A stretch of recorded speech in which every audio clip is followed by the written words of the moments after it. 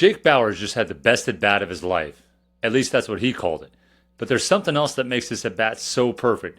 It came against Martin Perez. You might be thinking, well, why Martin Perez?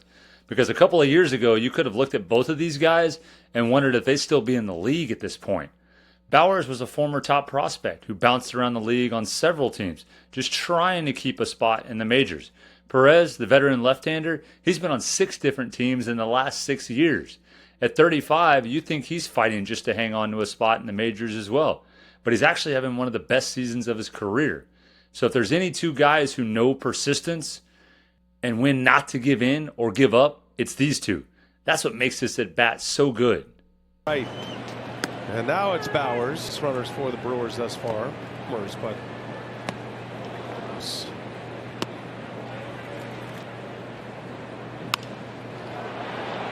2-2. Got a good cut. Runner at first. And Bauers rolls over one foul. 2 with 2 outs. And another rollover foul ball. Those sequences.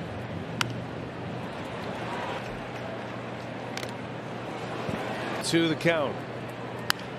2-2 from Perez. Bauers center field. That's on the barrel. He's watching, and it's flying. That was a great fight all the way until the end. But here's what made that at bat even more interesting.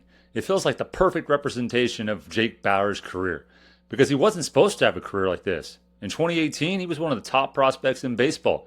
He had a smooth left-handed swing, he had plate discipline, he had the ability to make hard contact, and scouts believed the power would eventually come. So when Bauers made his major league debut with Tampa in 2018, there were high expectations for what his career could become. But things didn't go according to plan. Bauers hit just .201 his rookie season, and instead of becoming a cornerstone player for Tampa Bay, he was traded to Cleveland after the season. Then came more struggles. He played in Cleveland, then Seattle, then Cincinnati's minor league system, then the Yankees. He kept fighting for opportunities, trying to find a permanent job, but never playing anywhere close to well enough to keep that job. By the time he reached Milwaukee, the former top 50 prospect was most likely on to his last chance. If he didn't make it there, he was probably done. And even with the Brewers, things didn't immediately change. In 2024, he hit under 200. He did hit 12 home runs, but his overall production was well below average. And in 2025, he was still hitting just 197 through his first 60 games. It had been a long, frustrating road, but Jake refused to give up. And then something changed. After going on the injured list in 2025, Bauers returned with a completely different approach. Over the final stretch of the season, he hit .360 with a .560 slugging. And he carried that improvement into the postseason where it mattered most. Suddenly, the player who had spent years trying to find himself was starting to look like the hitter everyone thought he could become. And then came 2026, the season nobody could have predicted. Coming into this game against Atlanta, Bauers was having the best offensive season of his career. Not slightly better, dramatically better. He already had 22 home runs during the game.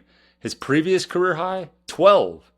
And his .273, .384, .506 slash line was the best of his career by a large margin.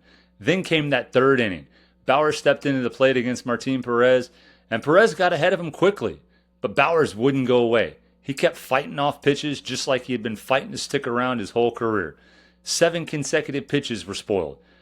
Perez had already thrown a huge number of pitches to Bauers early in the game, with an 11-pitch walk in the first inning. By the time their second matchup ended, Perez had thrown 23 pitches to Bauers alone, almost a quarter of his total for the entire start.